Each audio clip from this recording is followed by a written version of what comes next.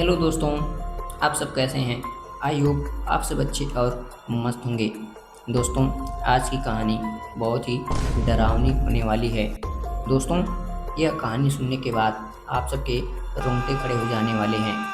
दोस्तों, आज की कहानी एक ऐसी लड़की की है। दोस्तों, वह लड़की मरने के बाद भी उसकी आत्मा अपने प्यार की राह देख रही थी। दोस्तों, उसकी आत्मा उसी गांव में बस चुकी थी, अपने प्यार से किए गए वादे को पूरा करने के लिए। तो दोस्तों, आखिर कौन थी वह लड़की और उसके साथ वह कौन सा हादसा हुआ था जिसकी वजह से उसकी आत्मा उस गांव में बसी हुई थी?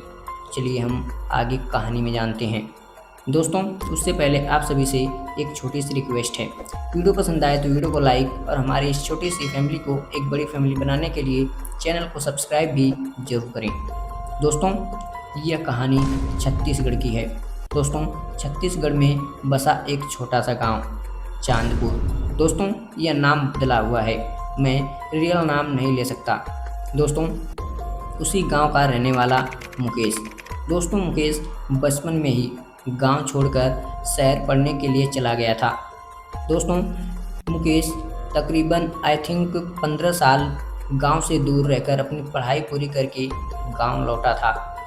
दोस्तों, जिस दिन मुकेश गांव लौटा था उसी रात सावन का मेला था। दोस्तों, मुकेश सावन के मेले में घूमने के लिए चला जाता है।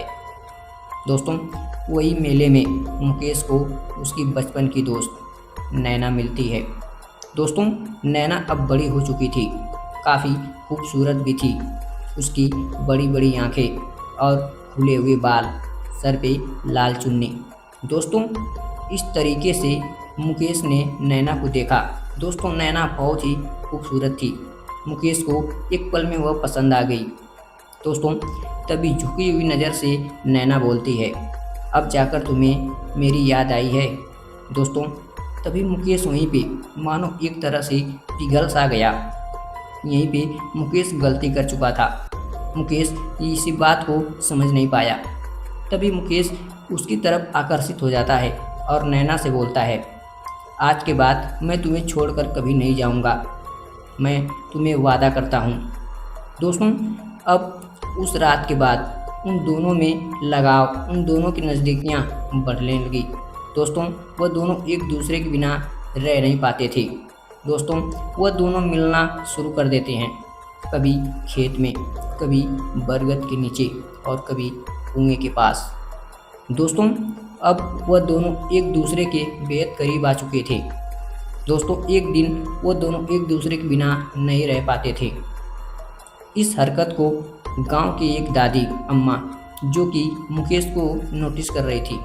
मुकेश हर रोज उसी कुएं के पास जाया करता था।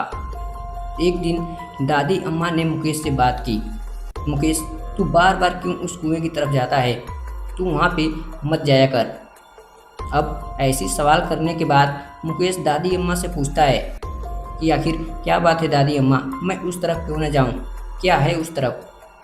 दोस्तों, अब इतना सुनते ही सहमी आवाज़ में दादी अम्मा मुकेश को बताने लगती हैं। दोस्तों, दादी अम्मा की आवाज़ लड़खड़ा रही थी। दोस्तों, क्योंकि उन्हें सब कुछ पता था। धीमी आवाज़ में दादी अम्मा मुकेश को बताती हैं कि बेटा, आज से 5 साल पहले की बात है। एक लड़की जो उसी कुएं में कूदकर अपनी जान दे दी है और उसकी आत्मा आज भी आसपास भटकती है। दोस्तों, मुकेश हंस पड़ा। दादी अम्मा, आप यह कैसी बातें कर रही हो? तभी दादी अम्मा जो आगे बोलने वाली थी वह सुनकर मुकेश के पैरों तले जमीन खिसकने वाली थी। दोस्तों, दादी अम्मा बोलती हैं, उस लड़की का नाम नैना था। नैना को एक लड़के से प्यार हो गया था और उससे शादी होने वाली थी, पर वह लड़का नैना को धोखा दे देता है। इस सदमे को नैना बर्दाश्त नहीं कर पाती है और सावन के आखिरी रात को इस कुएं में कूदकर अपनी जान दे देती है। दोस्तों, अब इतना सुनते ही मुकेश एकदम सन्न रह गया। वह वहीं पे कांपने लगा। दोस्तों, अब मुकेश के समझ में कुछ नहीं आ रहा था। मुकेश दादी अम्मा से बोलता है, दादी अम्मा, मैं तो नैना से रोज़ मिलता हूँ, नैना जिंदा है। तभी दादी माँ समझ गईं दादी माँ मुकेश से बोलती हैं, बेटा तू उससे मत मिल, वह कोई लड़की नहीं बल्कि एक चुड़ैल है, एक आत्मा है। दोस्तों इतना सुनते ही वह मुकेश पीछे कदमों से भागते हुए उस कुएं की तरफ जाता है।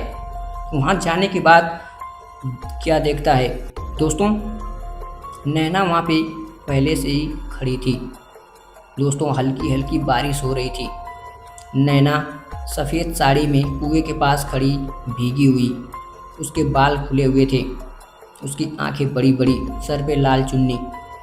दोस्तों इस हालत में, इस कंडीशन में भी नैना बहुत ही खूबसूरत लग रही थी।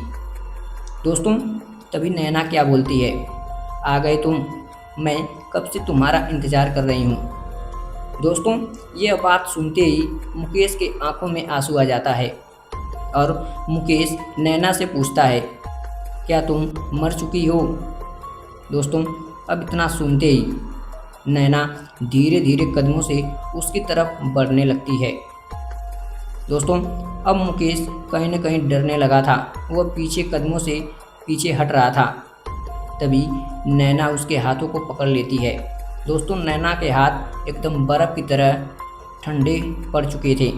दोस्तों वहाँ का माहौल एकदम से भयानक हो जाता है। दोस्तों सभी तरफ तूफान आंधी बहने लगता है। तभी दोस्तों मुकेश का बैलेंस बिगड़ जाता है और मुकेश कुएं में जा गिरता है। अगली सुबह दोस्तों गांव वालों को उस कुएं में मुकेश की लाश मिलती है। दोस्तों सभी गांव वाले समझ गए कि ये भी उसका शिकार बन गया। दोस्तों सावन की आखिरी रात मुकेश उस लड़की नैना का शिकार हो गया। दोस्तों गांव वाले आज भी बोलते हैं उस कुएं के पास दो परछाई दिखाई देती है और कभी कभी तो उस कुएं के आसपास किसी लड़की की आवाज़ें भी आती है जो बेहद भयानक होती है। तो दोस्तों इसी के साथ अब यह कहानी भी यहीं पे समाप्त हो जाती है। इस तरह मुकेश की लाइफ एंड हो जाती है। तो दोस्तों चलिए अब ऐसे ही कहानी के साथ मिलते हैं नेक्स्ट वीडियो में। यह कहानी आप सबको कैसी लगी, यह कहानी आप सबको अच्छी लगी हो तो वीडियो को लाइक, चैनल को सब्सक्राइब जरूर करें।